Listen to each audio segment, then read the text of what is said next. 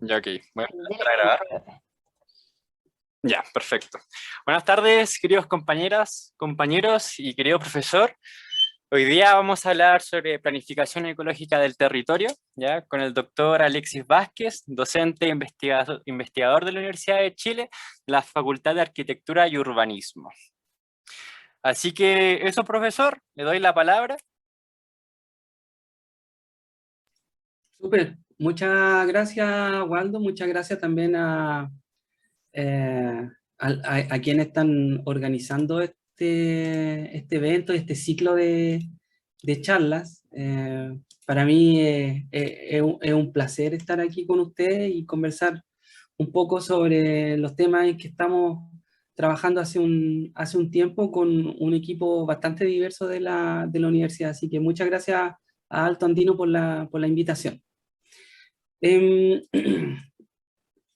La verdad es que estábamos comentando recién que quizás en honor a hacer un poco más interactiva la conversación y que realmente se convierta en una conversación y no tanto en una exposición, voy a ir usando un PowerPoint para ir conversando sobre algunos temas, pero si alguien tiene alguna pregunta, puede hacerla inmediatamente. Si alguien quiere hacer un énfasis en un tema particular, también nos podemos detener un poco más en él, ¿ok?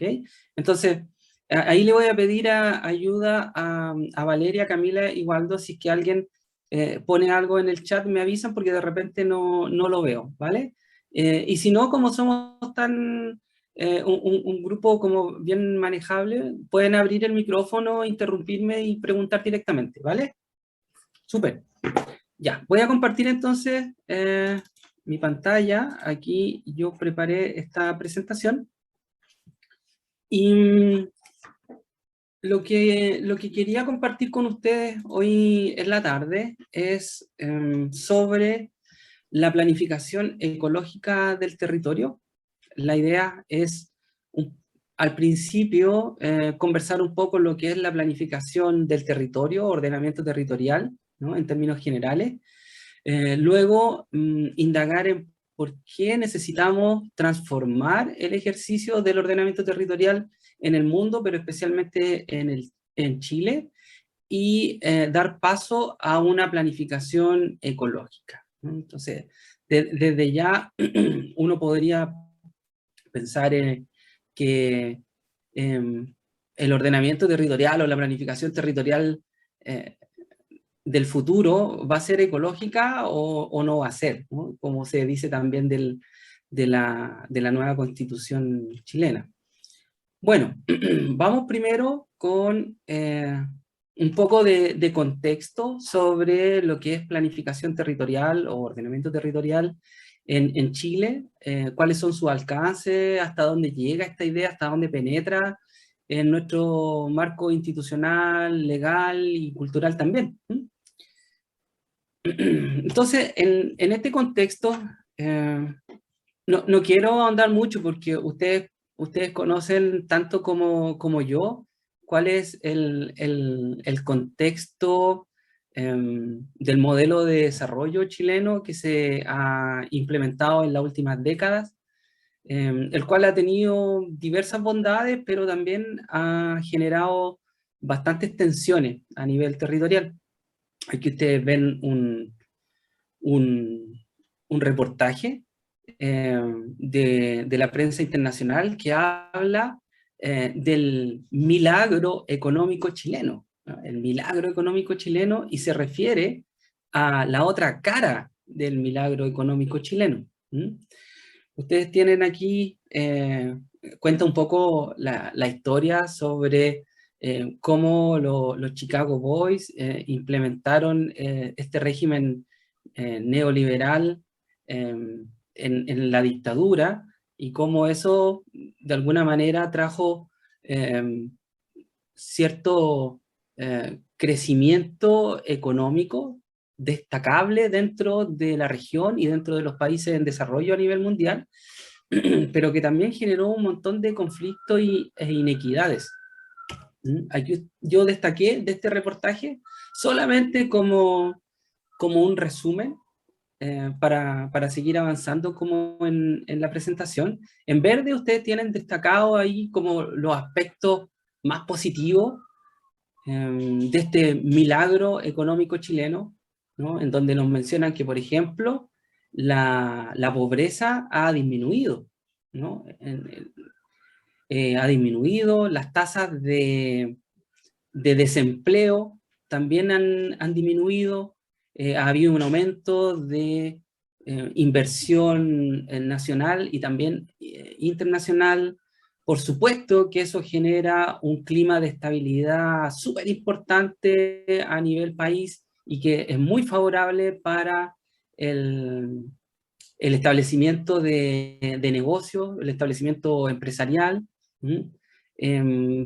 También ahí ustedes tienen que los créditos eh, son bastante accesibles en la sociedad chilena y en las últimas décadas se han hecho cada vez más accesibles, lo que ha impactado en generar mayores niveles de consumo, ¿no? De bienes y servicios.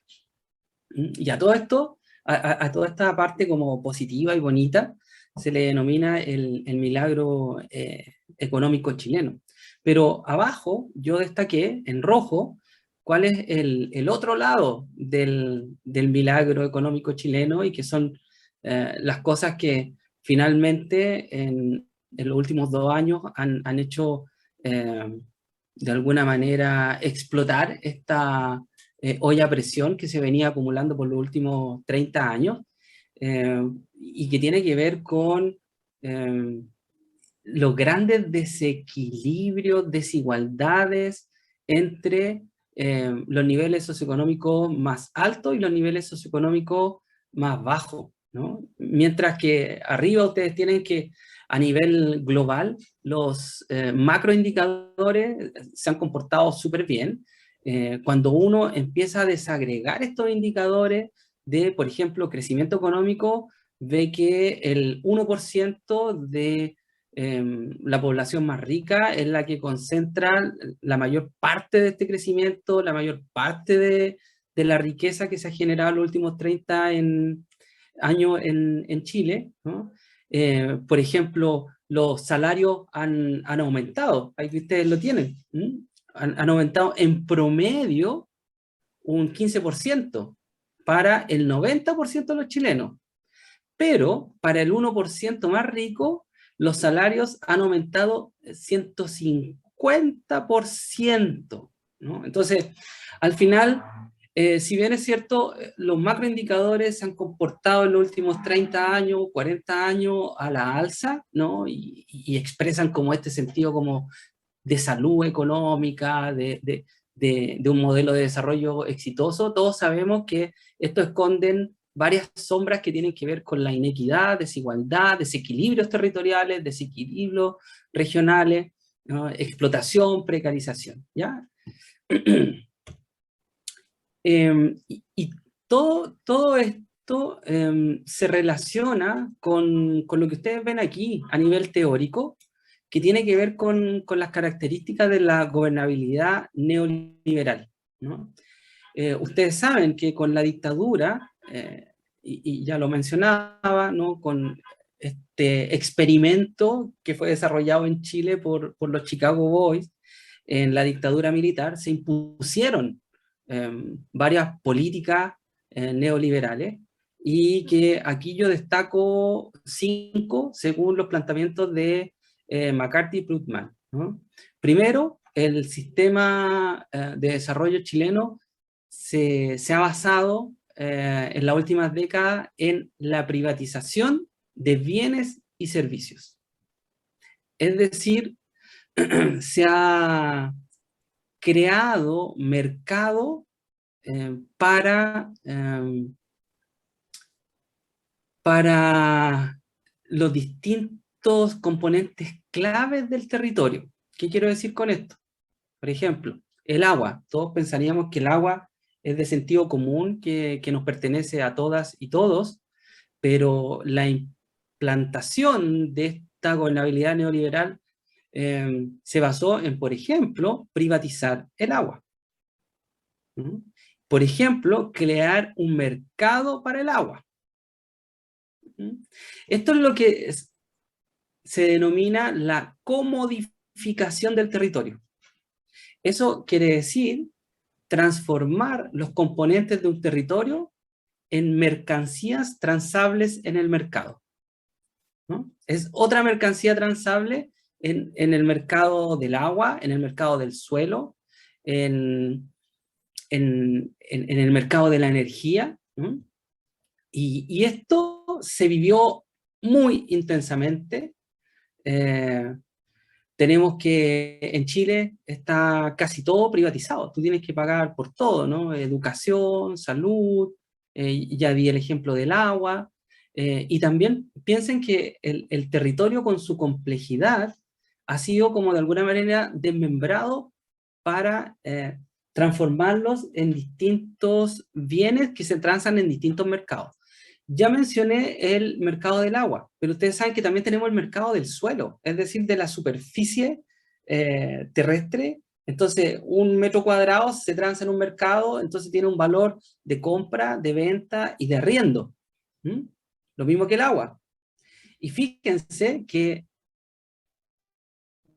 en un determinado territorio, alguien puede ser dueño de la superficie de una hectárea, pero quizás no es dueño del agua que está en ese terreno, ¿no? Tiene otro dueño y que ese bien se transa en otro mercado, ¿no? Es una cosa un poco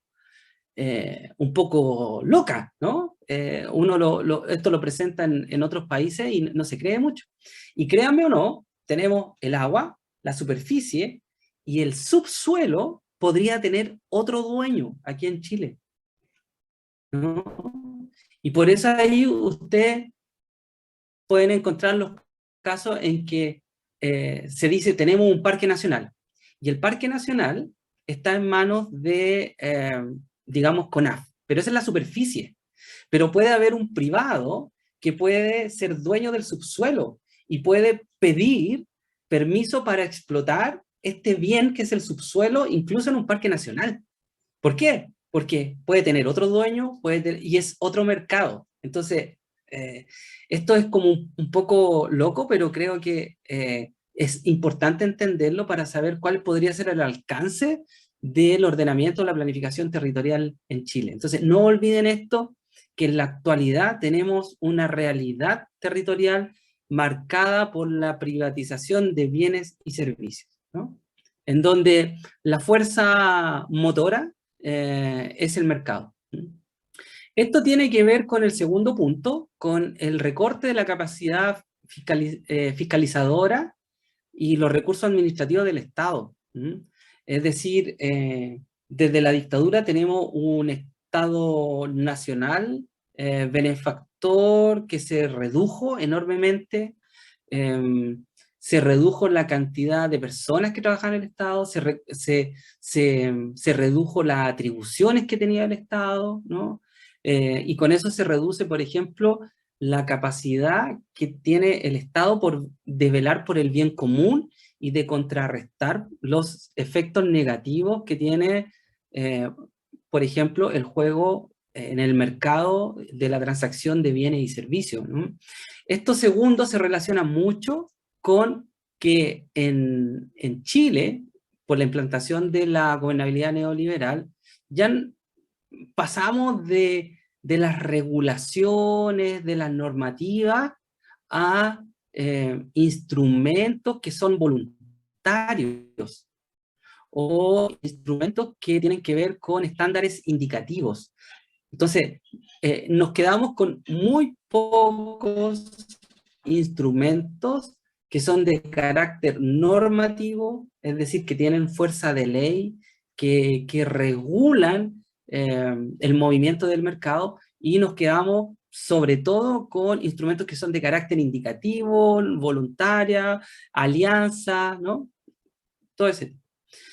Finalmente, quiero terminar con estos últimos dos puntos, es como el Estado sufrió un desmantelamiento brutal, las capacidades del Estado se reescalaron hacia arriba y se reescalaron hacia abajo. Hacia abajo quiere decir que se transfirieron muchas de las responsabilidades digamos, como derechos básicos como educación y salud a los municipios, pero también en términos de planificación territorial a los municipios. Y este Estado nacional que se vacía y se descarga de los municipios no transfiere necesariamente los recursos que hacen factible ejercer estas nuevas atribuciones por parte de los municipios. Es decir, se transfieren responsabilidades, pero no los recursos suficientes para hacerse cargo de esa responsabilidad. Y cuando hablo de rescalamiento hacia arriba, tiene que ver con que estas, digamos, responsabilidades del Estado se transfieren a entes internacionales, por ejemplo, ¿no? ¿Han escuchado hablar de la OCDE? Hay muchas cosas que han pasado en Chile, por ejemplo, en materia de institucionalidad ambiental, que han estado presionadas por la OCDE. La OCDE hizo varias evaluaciones y decía, bueno, usted tiene que cambiar su institucionalidad ambiental, tiene que tener una institución que se haga cargo de la fiscalización de las materias ambientales, y resulta que ahí aparece el Ministerio de Medio Ambiente, y resulta que ahí también aparece la Superintendencia del Medio Ambiente, ¿no? O, por ejemplo, tenemos algunos privados, industrias, compañías, que, si bien es cierto, cumplen las leyes chilenas, que para mi gusto tienen un estándar bastante bajo, mejoran su cumplimiento ambiental no por cumplir las leyes chilenas, que tienen un bajo estándar, sino por cumplir los requerimientos de mercados internacionales o por asociaciones internacionales de comercio que tienen estándares altos. Entonces, incluso la responsabilidad de velar por un medio ambiente libre de contaminación o saludable, fíjense que está respondiendo a instituciones, mercados y mecanismos internacionales, y no la capacidad del Estado, la convicción del Estado, ¿no? Aquí voy a seguir avanzando. Recuerden que si tienen alguna pregunta pueden abrir el micrófono y preguntar directamente o dejarlo en el chat. Profesor, Yo disculpe. les traje... Waldo, sí. Me gustaría saber qué es la OCDE.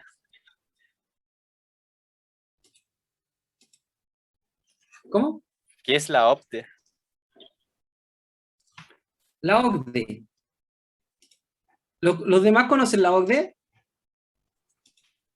Aquí les tenía preparado un videito, se los voy a dejar, pero creo que no voy a tener tiempo de compartirlo, ¿no?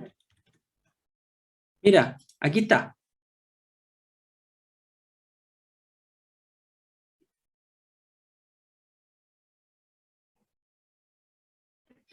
Es la Organización para la Cooperación y el Desarrollo Económicos, ¿ya?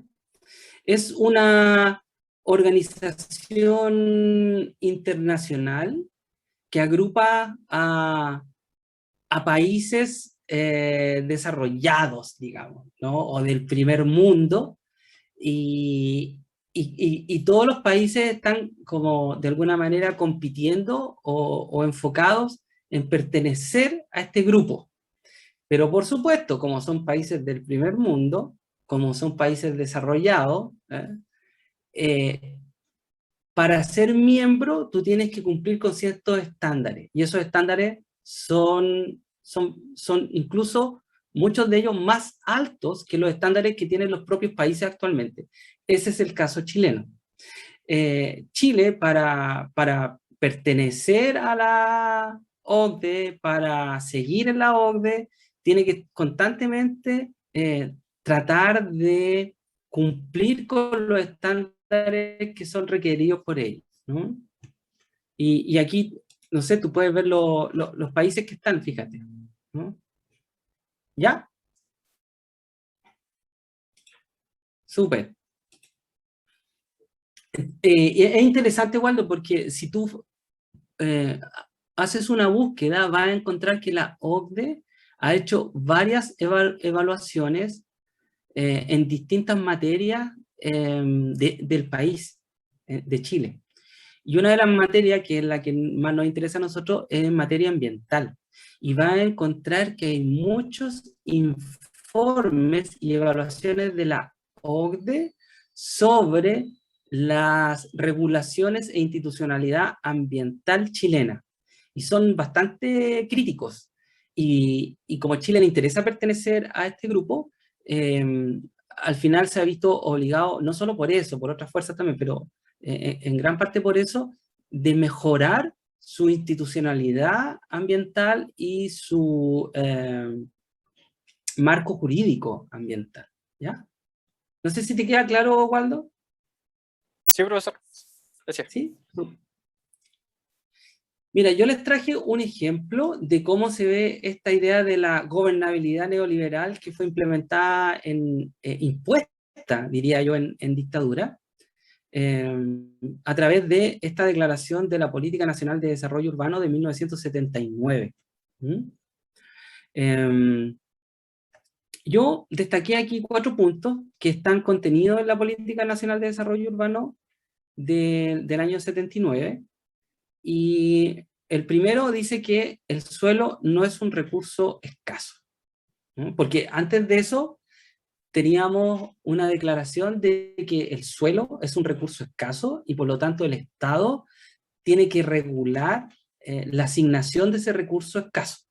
Y ahora lo primero que se dice es que no es escaso, es ilimitado, y por lo tanto este recurso escaso debería ser controlado por las transacciones que se dan en el mercado de manera libre, que es el segundo punto. Y por lo tanto, la gran como responsabilidad o misión del Estado es eliminar las restricciones al crecimiento natural de las áreas urbanas y por lo tanto al funcionamiento del mercado del suelo.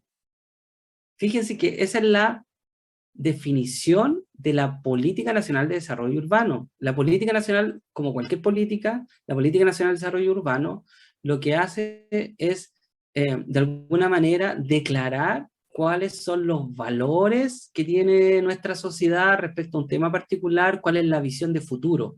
Y en este caso se dice, bueno, como sociedad y como Estado, lo que tenemos que hacer es sacar las restricciones, sacar cualquier instrumento, regulación que dificulte el funcionamiento del mercado, ¿no? Y finalmente, fíjense, nuestra política como país tiene que ver con reconocer las tendencias del mercado, ¿no? Si uno no leyera esto directamente del texto de la política, pareciera una locura. Ahora, le adelanto que por fin tenemos una Política Nacional de Desarrollo Urbano actualizada, que salió ahora el 2014, ¿ya? Entonces, esta no es la que está vigente, pero es la que de alguna manera definió qué es lo que se hizo respecto al desarrollo urbano por décadas. Entonces vamos a seguir experimentando esta visión y este paradigma por un buen tiempo, hasta que la nueva política de desarrollo urbano se empiece a implementar y empiece a tener impacto en la realidad. Ahora, como esta política nacional de desarrollo urbano, hubieron otras políticas nacionales de este mismo corte, ¿no? En el área forestal, en el área agrícola, en el área pesquera, ¿no? Y todas tienen este tenor, esta lógica o esta visión, ¿ok? Ahora,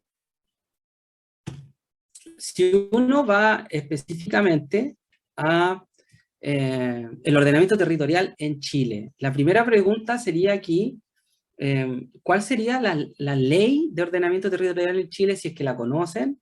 ¿Y cuál sería la institución que es responsable por el ordenamiento territorial en Chile? No sé si se atreven a compartir su opinión o si saben de esto.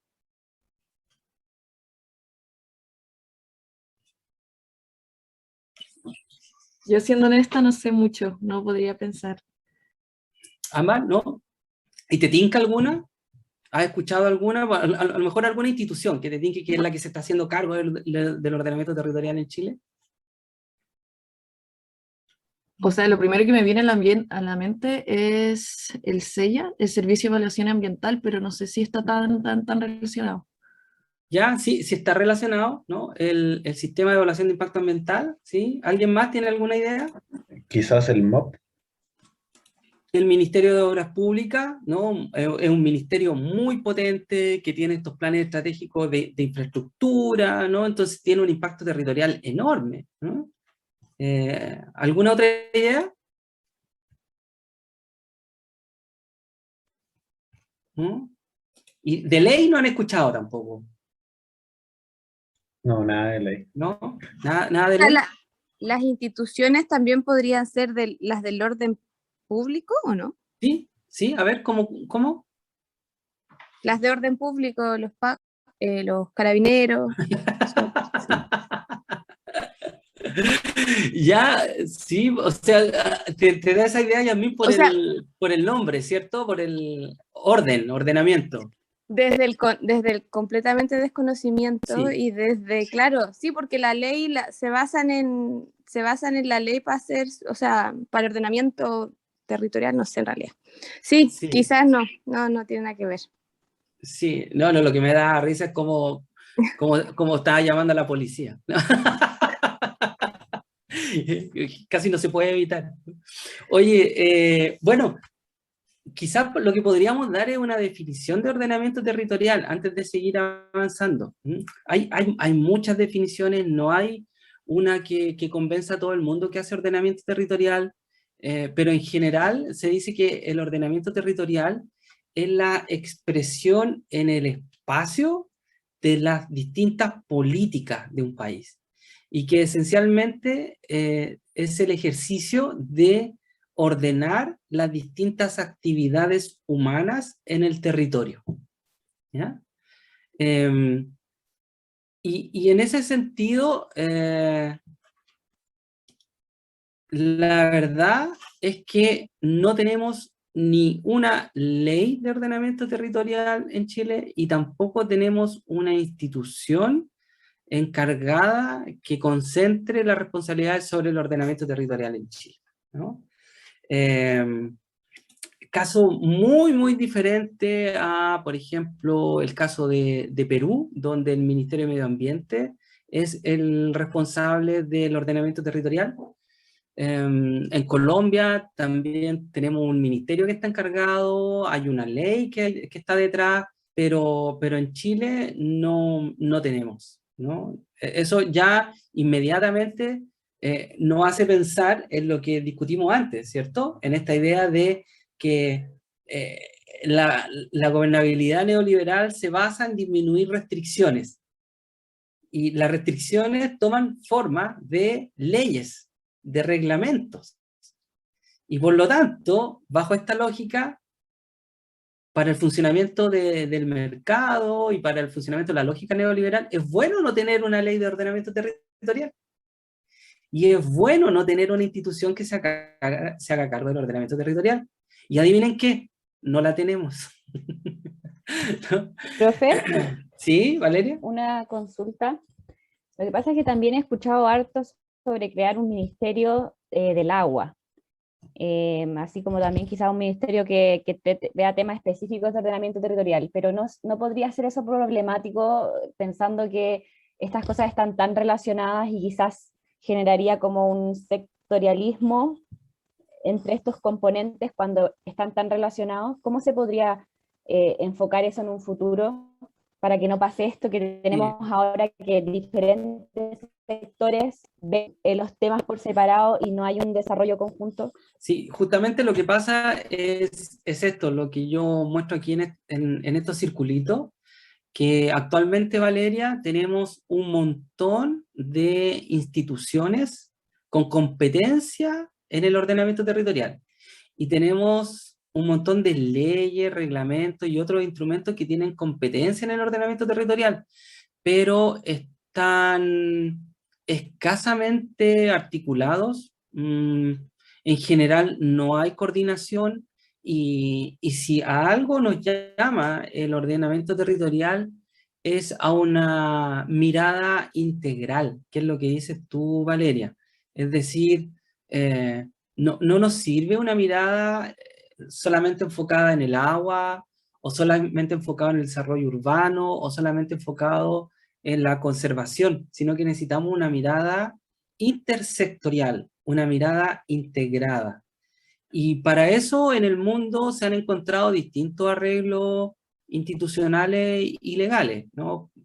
En algunos países lo resuelven con una institución que coordina a estas instituciones de competencia territorial, ¿no? Pero en otros países han decidido poner las principales responsabilidades del ordenamiento territorial en un ministerio. Y ese ministerio, finalmente, cuando se hace bien, se tiene que hacer cargo de esta mirada intersectorial y coordinación intersectorial, ¿no? Entonces, lo que tenemos actualmente es una como constelación de distintas instituciones y distintas leyes, distintos reglamentos, instrumentos que tenemos que saber leer, ¿no? Es como cuando uno aprende a leer las estrellas, tenemos que empezar a leer esta constelación de instrumentos, ¿no? Por ejemplo, aquí tenemos el plan regulador, los planes reguladores metropolitanos, los planes reguladores intercomunales, la área de desarrollo indígena, los planes reguladores comunales, los planes de desarrollo comunales, los planes de desarrollo turístico, el ENASPE, el plan regional de ordenamiento territorial, un montón, ¿no? Pero de todas formas, yo creo que sí deberíamos avanzar en fortalecer las regulaciones y en fortalecer la institucionalidad chilena para tener ordenamiento territorial de verdad en Chile, de verdad, ¿ya? Bueno, al final de esta primera parte, me gustaría hacer este pequeño resumen, ¿no? Cuando estamos hablando de ordenamiento territorial en Chile, hay que reconocer que la cancha está desnivelada, por todo lo que comentamos ya. Por un lado, las decisiones que se toman en el territorio, en nuestro país, están claramente comandadas por los privados. Los privados tienen una enorme responsabilidad en las decisiones que se toman sobre nuestro territorio respecto a qué actividades desarrollar, dónde y cómo. Y por supuesto, esto también responde a la fuerza del mercado, ¿no? A estas transacciones de compra, venta, arriendo, ¿no? Y eso pasa porque en general tenemos una escasa regulación de lo que ocurre en nuestros territorios. Cuando tenemos regulaciones, los estándares son bajos y lo que predominan son los instrumentos de carácter indicativo o voluntario, ¿no? Con esta idea, esta lógica de reducir las restricciones, reducir las regulaciones a las tendencias libres del mercado, ¿no? Eso sigue primando. Y por otro lado, tenemos un Estado muy disminuido, con cantidades que son insuficientes para la gestión, para la planificación y para, digamos, la fiscalización del territorio. La sociedad civil tiene una participación muy baja todavía.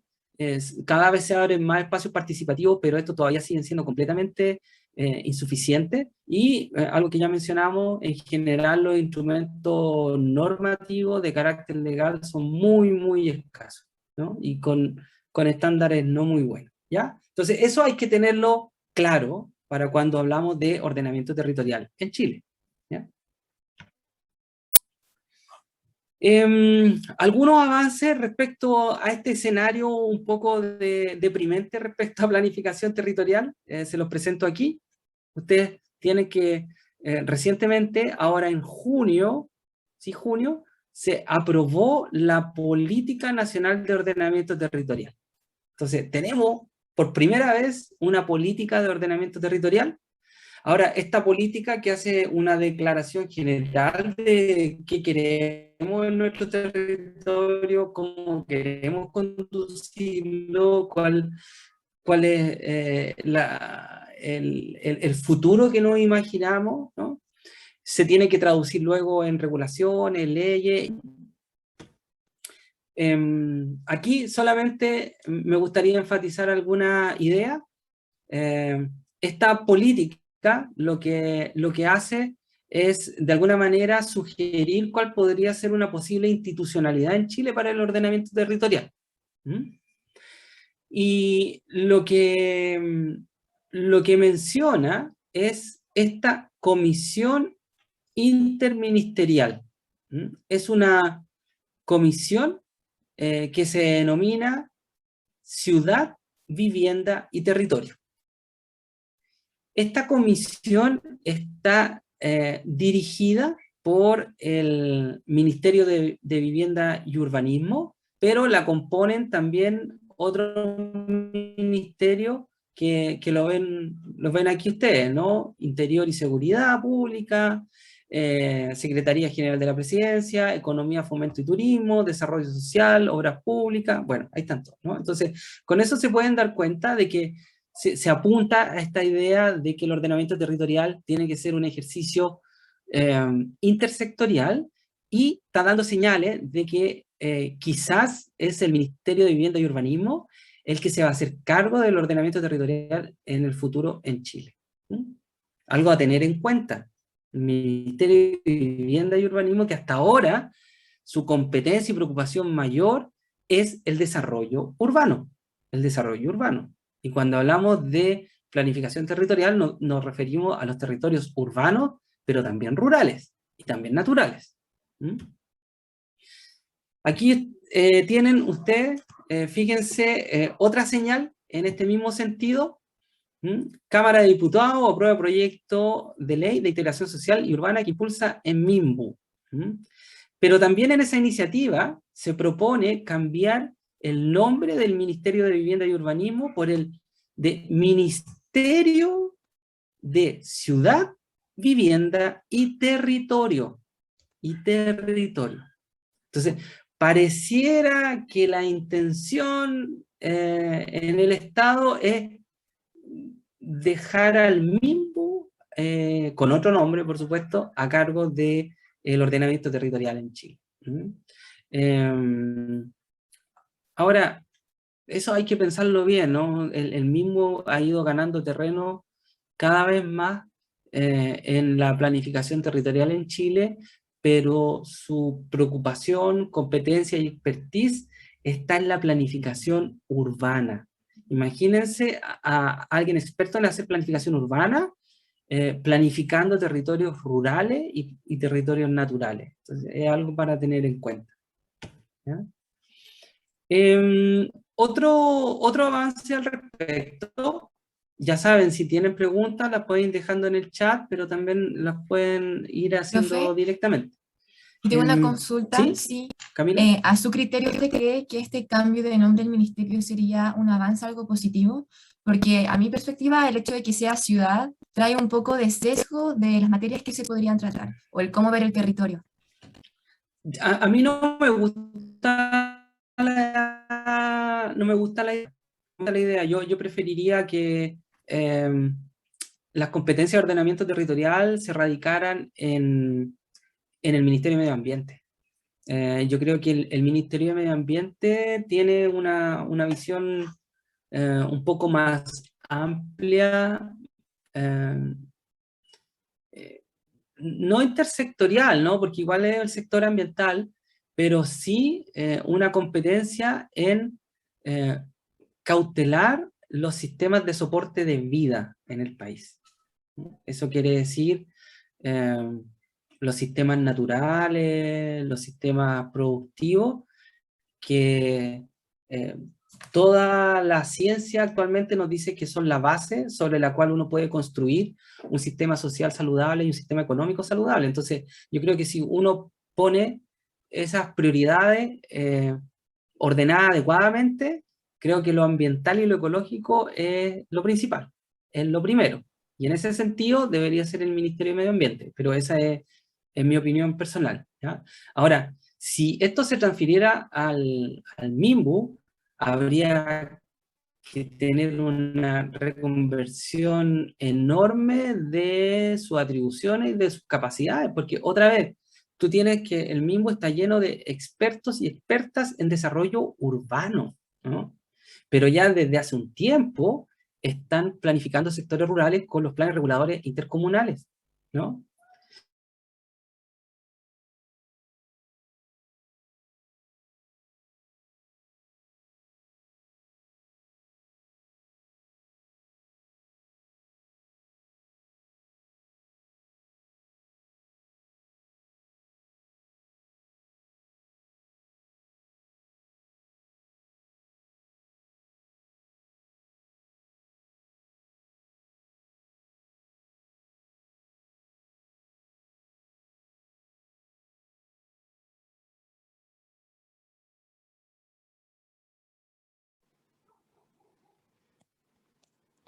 ¿Aló? Sí, Parece que el profesor se Sí, parece que fue el profe. cayó. pensé que era yo. También pensé Todos que era teníamos yo. ese miedo. Sí, por dos. Yeah. Hay que esperar, profe. Esperemos a que vuelva a entrar. Voy a mandarle correo. Camila, la verdad que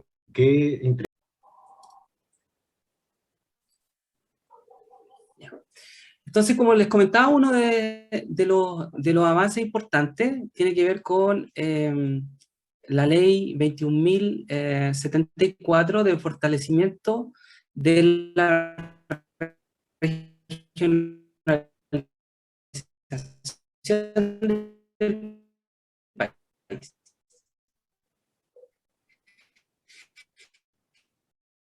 Y esta ley fortalece también al instrumento también, esta ley lo que crea son dos cargos. ¿Se acuerdan que teníamos solo el intendente?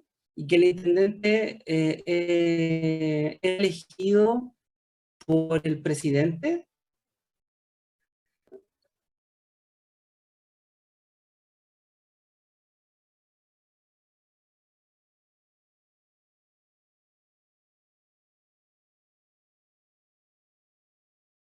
En general, el gobernador regional es el que tiene competencias sobre el ordenamiento territorial, y el delegado presidencial regional, pero sigue siendo elegido por el presidente, ¿no?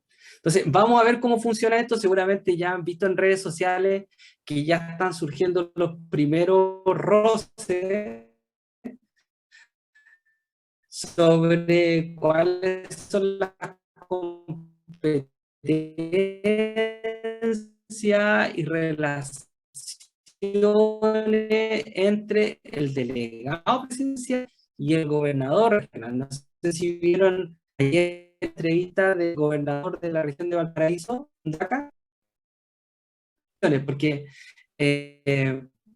él clasifica al delegado presidencial por el presidente en cada una de las regiones, y por qué no controlar lo que pudiera hacer el gobernador regional, ¿no?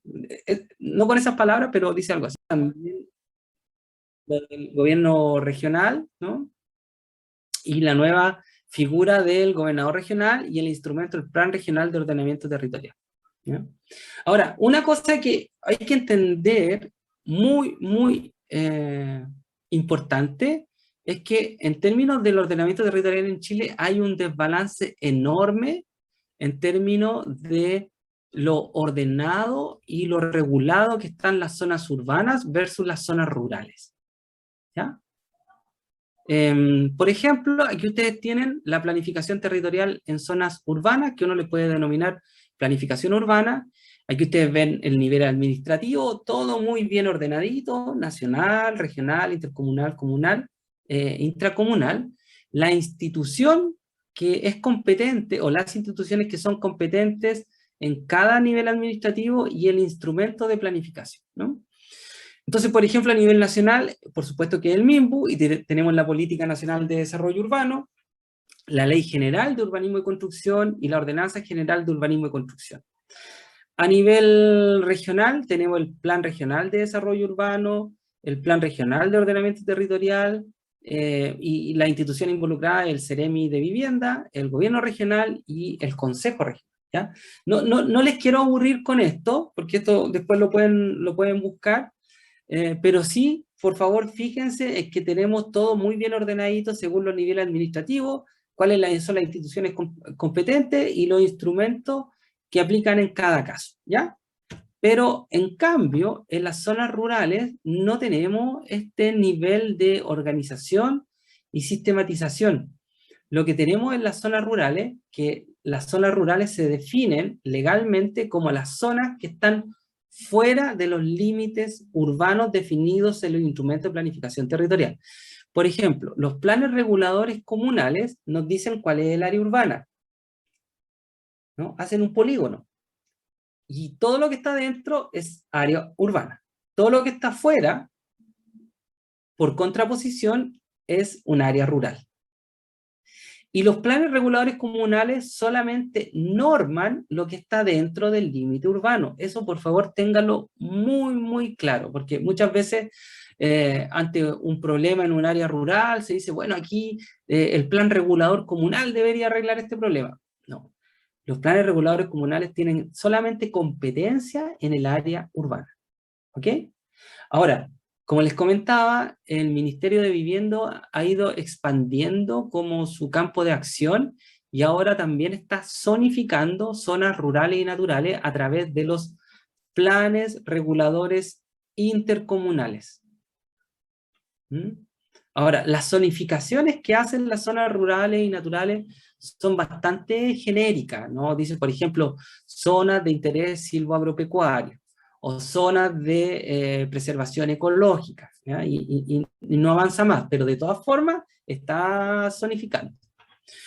Bueno, en las áreas rurales lo que tenemos es, ahora sí, esta como constelación de instituciones e instrumentos que actúan en ellas.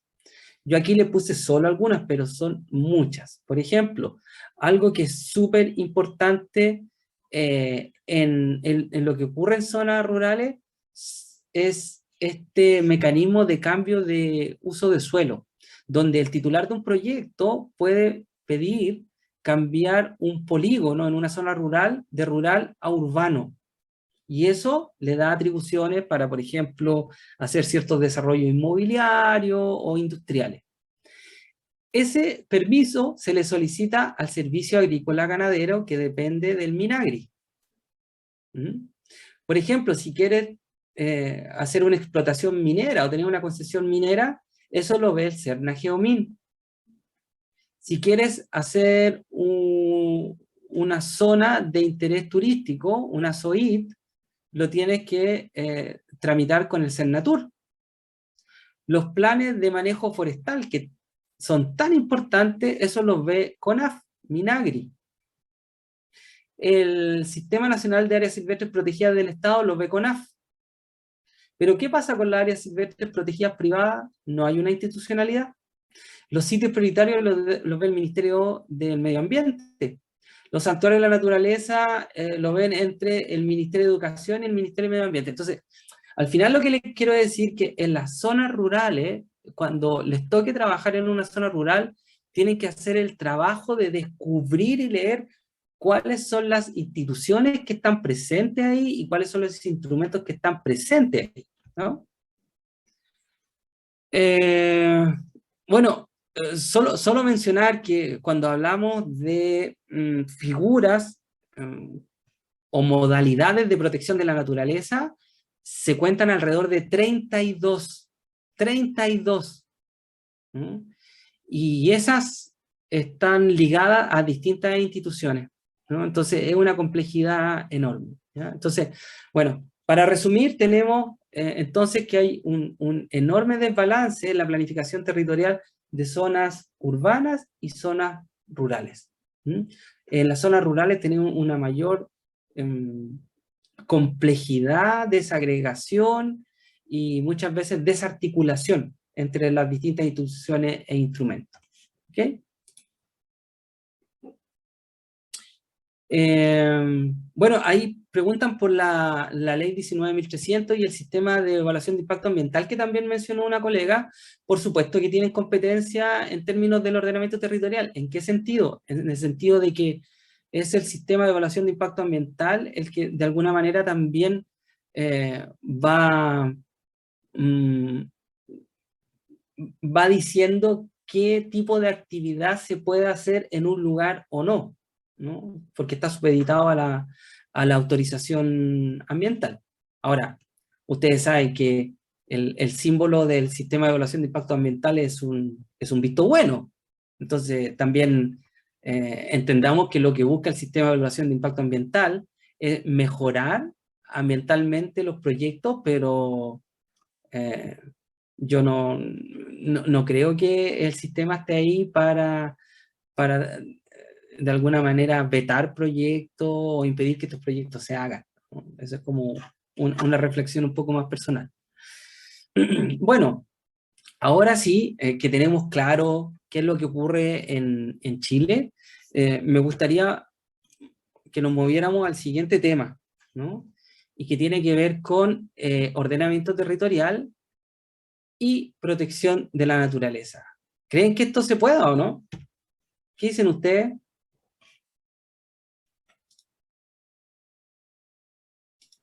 Yo creo que sí, sí se puede, pero hay que tener orden en el tema de las instituciones, porque está como usted mostró, está todo muy desordenado y no hay control sobre eso. ¿Qué piensan los demás? Las Profe, demás, hablando de eso mismo, ¿sí? ¿existirá la posibilidad que el proceso constituyente hable de estos temas? ¿O debería verse como fuera? No, yo creo que es fundamental tocar estos temas en el proceso constituyente. De todas formas, por ejemplo, el rol del Estado que mencionábamos al inicio, con esta idea de la gobernabilidad neoliberal, evidentemente que es algo que no se puede replantear en ningún otro lugar que no sea en la Constitución, ¿no? Ahora, esta idea también, o noción de territorio, de reconocer la complejidad del territorio y su integralidad, que no podríamos pensar en el territorio desmembrado o fragmentado o disgregado, ¿no? En aire, en vegetación, en fauna, en agua, en superficie, en suelo, en subsuelo, ¿no? Eso también debería quedar declarado en la nueva Constitución. También esta idea de los derechos humanos, pero también de los derechos no humanos, que tienen que ver también con la noción de territorio, ¿no? Con los derechos de la naturaleza. ¿Mm? Yo creo que es algo que sí debe estar incluido en el proceso constituyente y sí debería ser recogido por la nueva Constitución. ¿Mm? De esa manera estaríamos mucho más cerca de poder cambiar esta realidad deprimente y deficiente que presenté en la primera parte, ¿no? Y ahora vamos a ver cómo eso lo podríamos tomar para hacernos cargo de la protección de la naturaleza o de cómo estar en mayor armonía con la naturaleza a través del ordenamiento territorial. Por ejemplo, Ámbar dice la justicia ambiental. Sí, claro, evidentemente. Bueno, yo he hecho un poco de investigación y tengo algunas publicaciones en justicia ambiental y hay varias cosas interesantes que plantea el paradigma de la justicia ambiental. La justicia ambiental es un concepto multidimensional donde se reconoce que al menos existen 3 dimensiones. La primera dimensión es la dimensión distributiva, es decir, procurar que no haya una sobrecarga de los males ambientales sobre ciertos grupos sociales o sobre ciertas comunidades. Por ejemplo, la industria contaminante, ¿no? O que ciertos grupos tengan un desproporcionado acceso a ciertas amenidades ambientales. Por ejemplo, contacto con la naturaleza, por ejemplo, espacios verdes. Esa es la dimensión distributiva, que se mide evidentemente utilizando mapas, ¿no? A ver si estas cosas calzan o no. Después tenemos la segunda dimensión, que es la dimensión de participación y reconocimiento, ¿no? ¿Qué tanto las comunidades afectadas por una sobrecarga de males ambientales participan de las decisiones que los afectan? ¿No? ¿Qué tanto estas comunidades son valoradas y escuchadas de la misma manera que otros actores? Es decir, una cosa es abrir el espacio de participación formal, pero lo otro es realmente asignarle un reconocimiento adecuado como interlocutores válidos y tan válidos como otros actores. Esa es la segunda dimensión. Y la tercera dimensión es la dimensión que algunos le denominan procedimental, que tiene que ver con cómo la institucionalidad y las leyes evitan las injusticias ambientales. ¿Sí? Piensen que en Estados Unidos la institucionalidad ambiental es como del 69 y unas décadas después ellos desarrollaron una institucionalidad y ley de justicia ambiental para evitar esta sobrecarga de efectos negativos sobre ciertos grupos. Nosotros recién en el 94 partimos con la institucionalidad ambiental y recién se está discutiendo la idea de generar una institucionalidad y una normativa para evitar las injusticias ambientales, ¿no? Pero todavía nos falta un poco. Pero este prisma de la justicia ambiental evidentemente tiene que ser un pilar del ordenamiento territorial. ¿Cómo el ordenamiento territorial contribuye a evitar inequidades sociales y ambientales? Porque créanme que en muchos casos la planificación territorial en Chile ha ayudado a acentuar la injusticia ambiental. Y eso no se estaría dando, profe, principalmente por esta tercerización, como usted decía, que las municipalidades eran las que estaban a cargo de las cosas que ocurren en el territorio de las áreas verdes, por ejemplo. O sea, es que si tú me preguntas el ordenamiento territorial en Chile, yo te diría que casi no existe, ¿no? Esta opinión no le gusta mucho a la gente, ¿no? Pero te diría que no existe. Los municipios normalmente lo que hacen es velar por el plan regulador comunal, y ese plan regulador comunal lo que hace es zonificar el área urbana, ¿ya? Pero no hay un instrumento que abarque todo el territorio comunal, ¿ya? Bueno, quedémonos con el plan regulador comunal, pero yo creo que tiene razón Camila, cuando se ha visto que hay muchos planes reguladores comunales que lo que han hecho es exacerbar las injusticias ambientales. Y eso tiene que ver por ejemplo, una falta de criterios ambientales en la elaboración de los planes reguladores comunales. Y también por una falta de capacidades en recursos económicos y recursos humanos para la elaboración de estos instrumentos. bueno, hablábamos, ¿no? El Estado, las instituciones del Estado, el Estado nacional y el Estado local, en muchas áreas todavía son bastante precarias, y en el área del ordenamiento territorial yo te digo que es así, ¿no? Y en el área ambiental también. Ya, ¿les parece si nos movemos? ¿Sí? Ya. Entonces, aquí Waldo dice que sí es posible, y yo también creo que es posible, estoy convencido de que es posible. Veamos cómo. Bueno, aquí hay una forma que se ha venido desarrollando en el mundo, y en Chile también hace algunas décadas, de cómo proteger a la naturaleza o cómo estar en mayor armonía con la naturaleza a través de la planificación territorial. Y es lo que se denomina planificación ecológica del territorio. ¿Ya?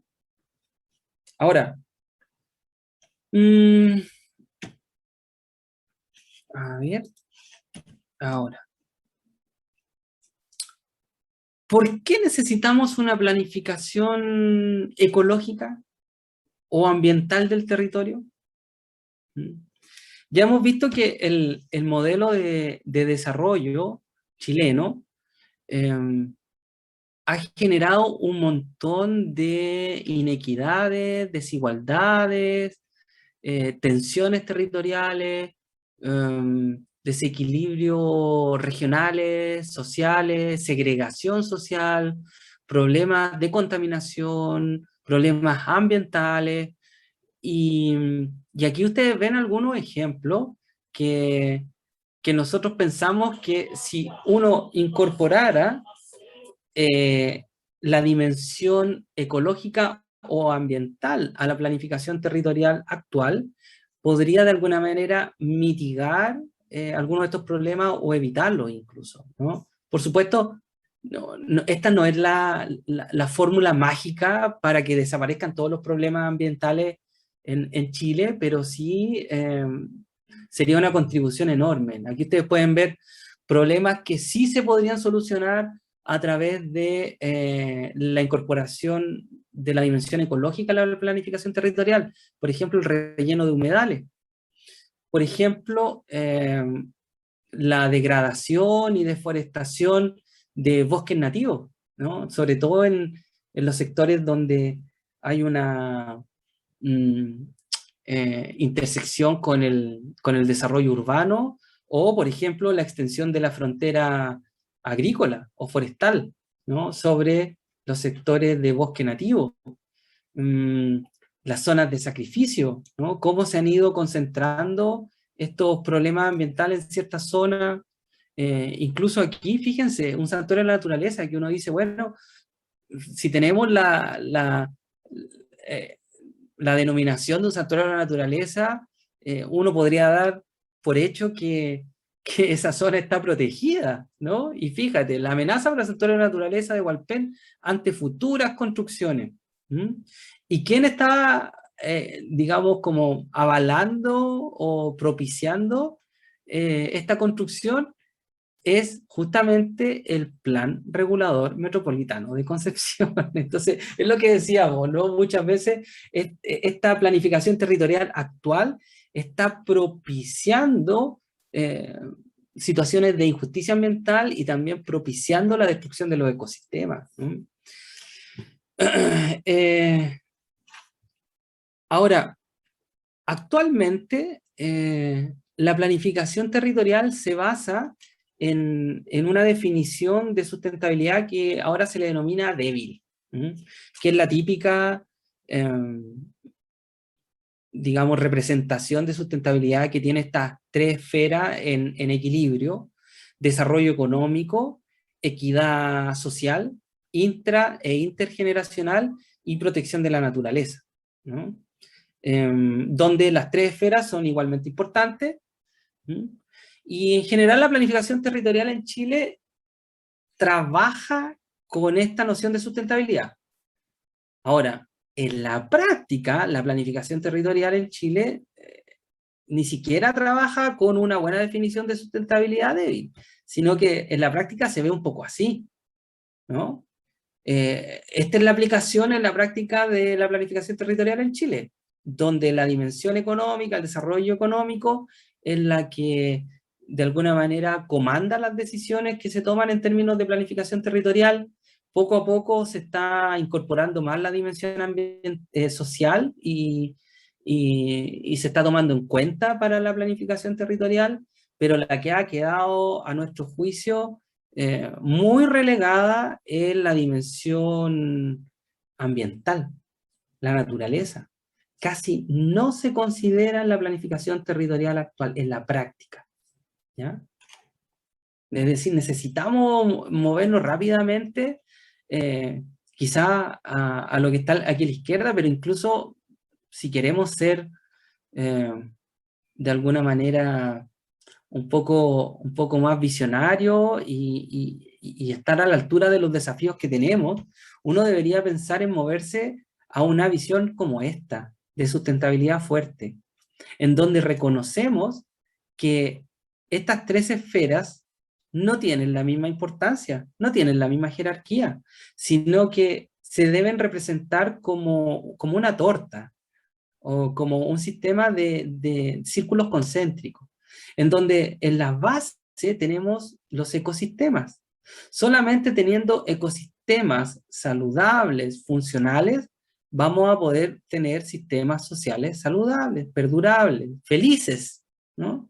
Y luego, recién vamos a poder tener sistemas económicos que también sean saludables y que sean sostenibles en el tiempo. Entonces, esta debería ser la tendencia en la planificación territorial, pensar en sustentabilidad fuerte. Pero además deberíamos aprovechar el impulso para cambiar de paradigma, ¿no? Y aquí ustedes pueden ver cómo la ONU está representando los objetivos de desarrollo sostenible usando ya esta idea de la sustentabilidad fuerte, en donde tenemos los objetivos de desarrollo sostenible en la base, ¿no?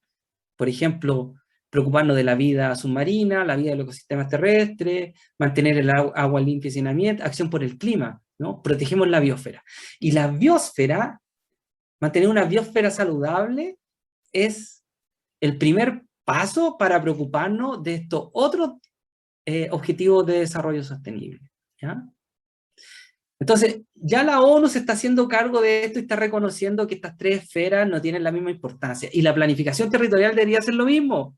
Debería preocuparse de la base primero. A ver, ¿dónde están los ecosistemas? ¿Cuáles son los más valiosos? ¿Cuáles son los ciclos? ¿No? Los ciclos del nitrógeno, los ciclos del agua. ¿Cómo los mantenemos saludables?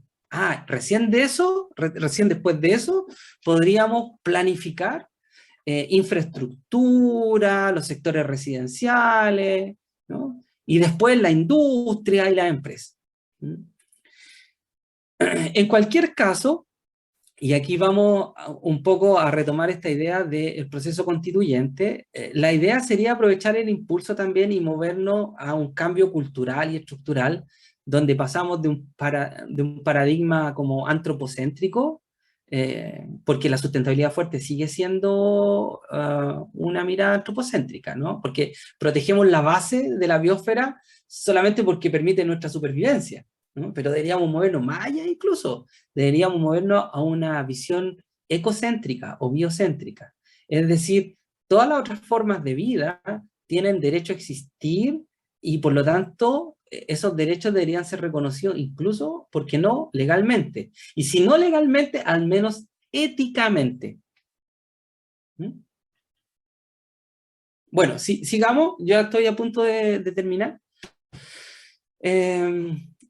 Planificación ecológica en Chile o planificación sustentable en Chile. Fíjense, yo participé de la elaboración de esta guía. Esta guía se llama Guía de Orientación para Incorporar la Dimensión Ambiental en Procesos de Ordenamiento Territorial Sustentable, que justamente es lo que estamos mencionando que se necesita, ¿cierto? Es relevar o incorporar la dimensión ambiental en la planificación territorial. Ahora, mi primera reacción cuando participé en esta guía y el Ministerio de Medio Ambiente quería desarrollar esta guía fue así, ¿no? Y dije, Esta es una muy buena señal, esta es una muy buena señal. Imagínate, estamos pensando en la dimensión ambiental en el ordenamiento territorial. Pero después de pensarlo un poquito más, ¿saben qué me pasó? Esto. ¿Por qué será? ¿Por qué creen ustedes? ¿Qué les dice a ustedes esta guía o el título de esta guía? Que dice ¿Por qué yo podría tener una incorporar, reacción como esta? ¿Ah? dice solo incorporar y debería ser como que sea la base, la dimensión ambiental. Sí, Valentina, sí, justamente. E incluso antes que eso, si el Ministerio de Medio Ambiente elabora una guía que oriente cómo incluir la dimensión ambiental en el ordenamiento territorial, quiere decir que el diagnóstico es que no se está haciendo. El ordenamiento territorial en Chile no está incorporando la dimensión ambiental y es por eso que el Ministerio de Medio Ambiente tiene que sacar una guía que explique cómo hacerlo, ¿no? Y después de hacer esa segunda lectura, me pareció bastante dramático, ¿no? Y ahí como que seguí con esta idea de trabajar en esto de integrar la dimensión ambiental o ecológica en la planificación.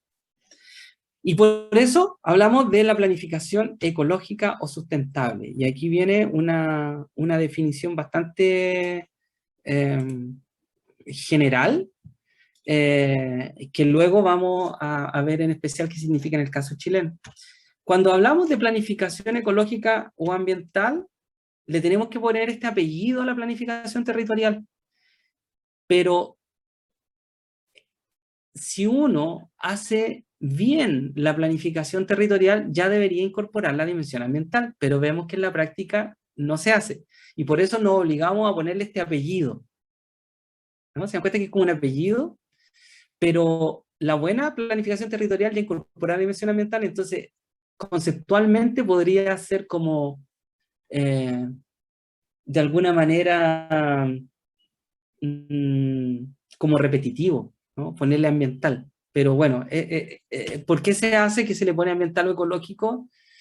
Es porque todos los que trabajamos en esta área intentamos de alguna manera elevar la dimensión ambiental en los procesos de ordenamiento territorial a la misma prioridad que tiene la dimensión económica y social.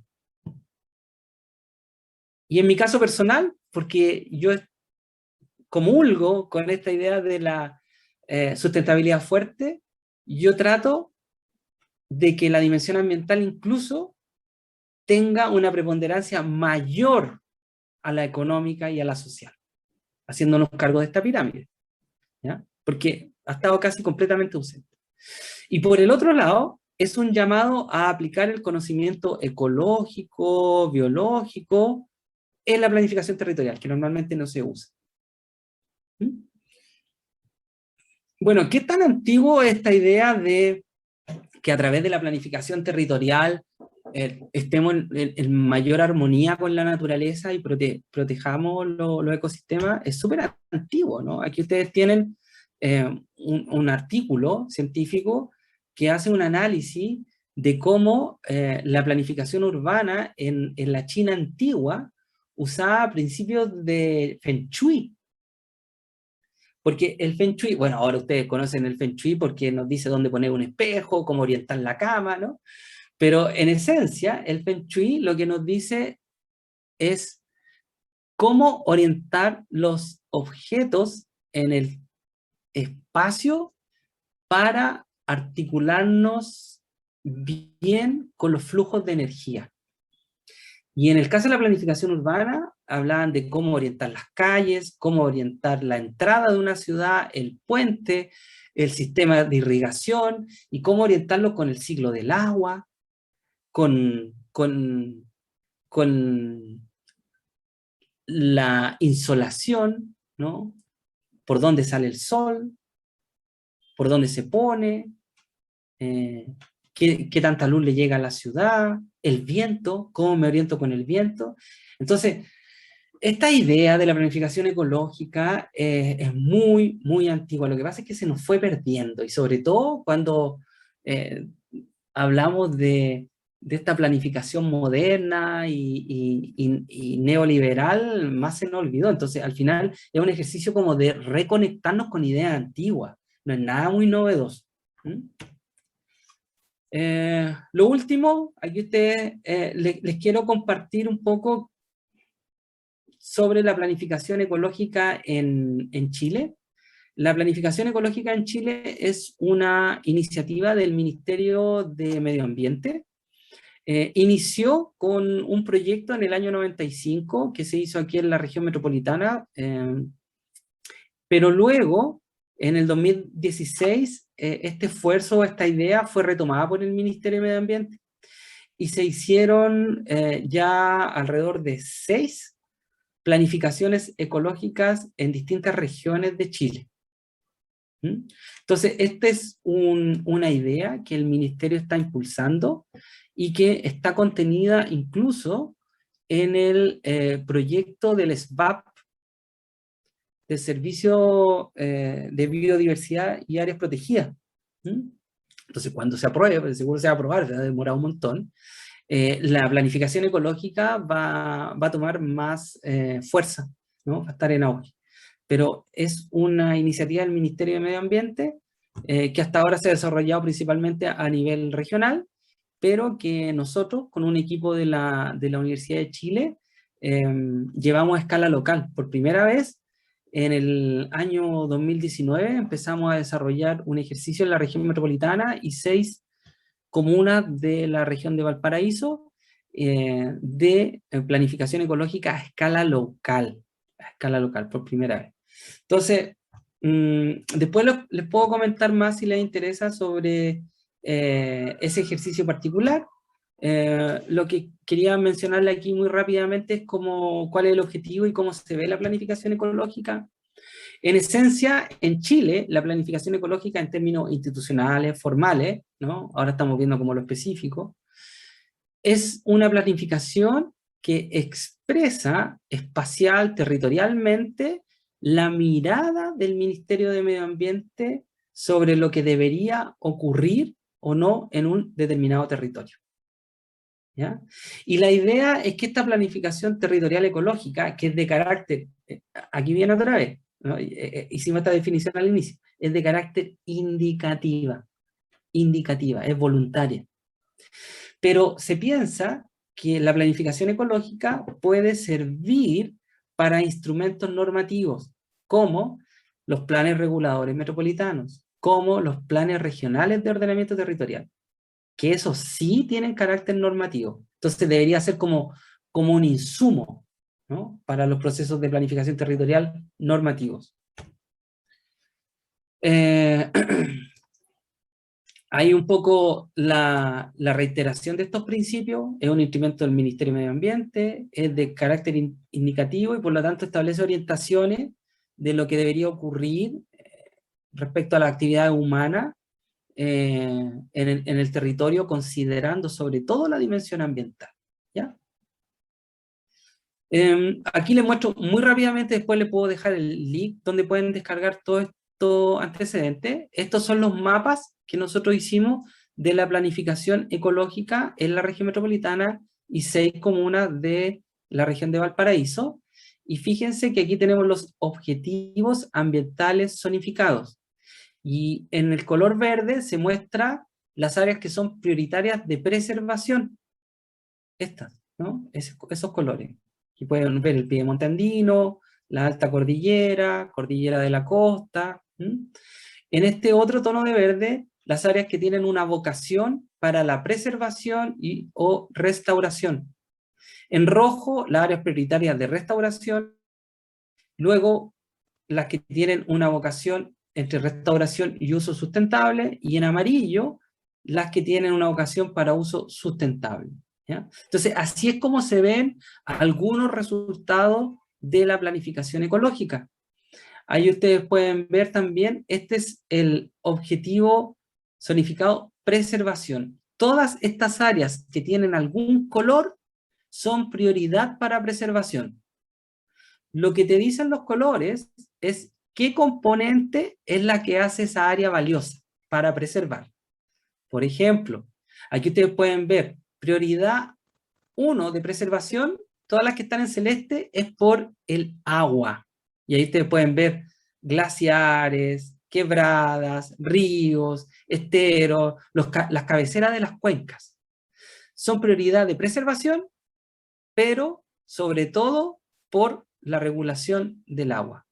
Las que están en verde es por biodiversidad, ¿ok? Entonces, todos estos insumos deberían ser considerados, por ejemplo, para la elaboración del Plan Regional de Ordenamiento Territorial, o para identificar qué áreas son prioritarias para establecer nuevas áreas silvestres protegidas, ¿no? Por ejemplo.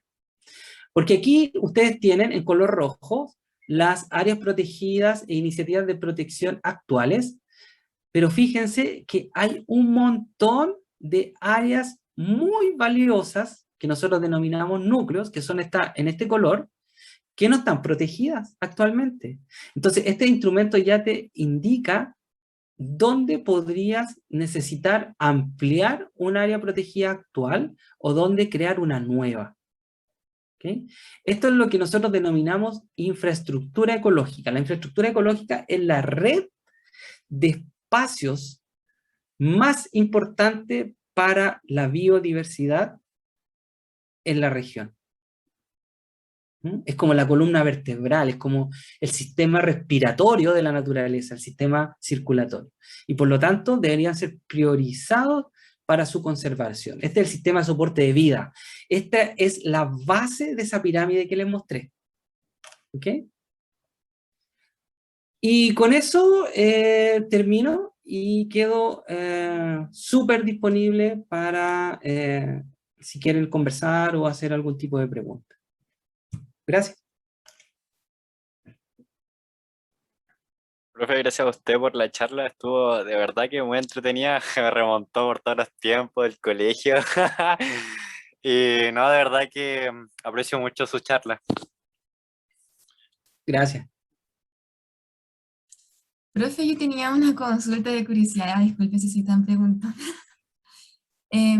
Que varios instrumentos tengan un carácter indicativo, ¿esto se enraiza en que se asume que hay una disparidad económica o va más como un tratado de negocio? No sé.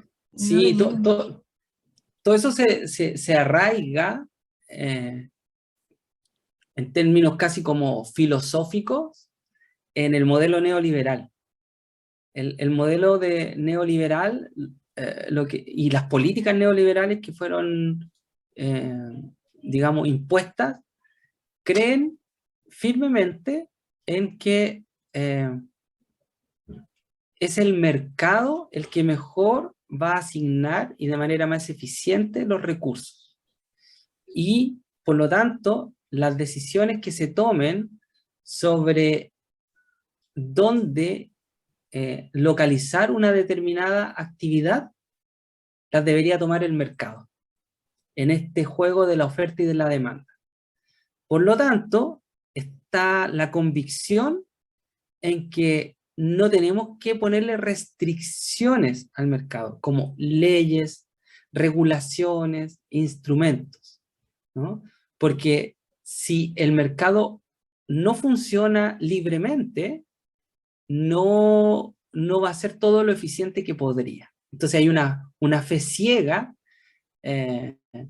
casi religiosa, en que es el mercado el que va a asignar más eficientemente los recursos y nos va a decir dónde desarrollar ciertas actividades y dónde no. Y por eso es que en los años 70, 80 se redujeron todas las capacidades del Estado para regular, ¿no? Para regular y para generar como control sobre el juego del mercado y esas decisiones. ¿Ya? Entonces, eso sigue primando, Camila, y eso es tan estructural que creo que no va a cambiar, por ejemplo, si es que no cambia la Constitución.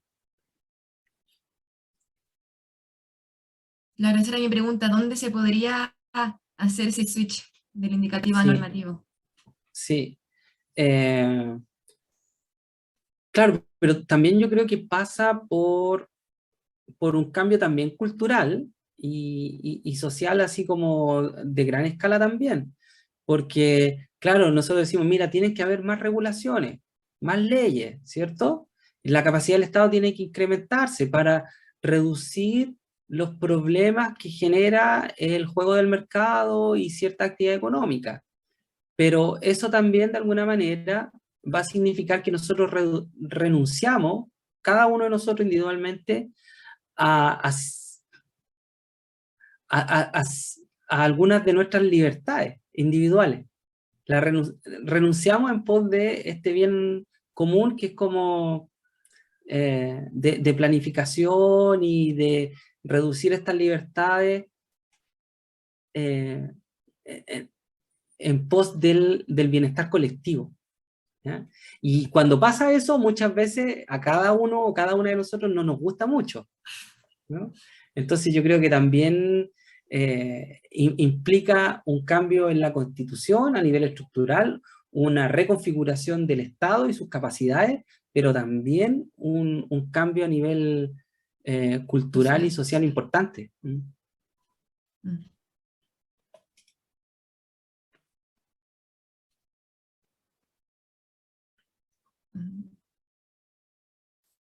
Pasó un angelito, todo callado. Bueno, no sé si hay otra duda más por ahí. ¿Alguna reflexión que hayan sacado de lo que conversamos hoy día con el profe Alexi? ¿Algo que les haya quedado dando vueltas? Sugerencia, reclamo. De todo, de todo. Parece que no hay quejas, profe. Ya entonces lo dejaremos hasta acá.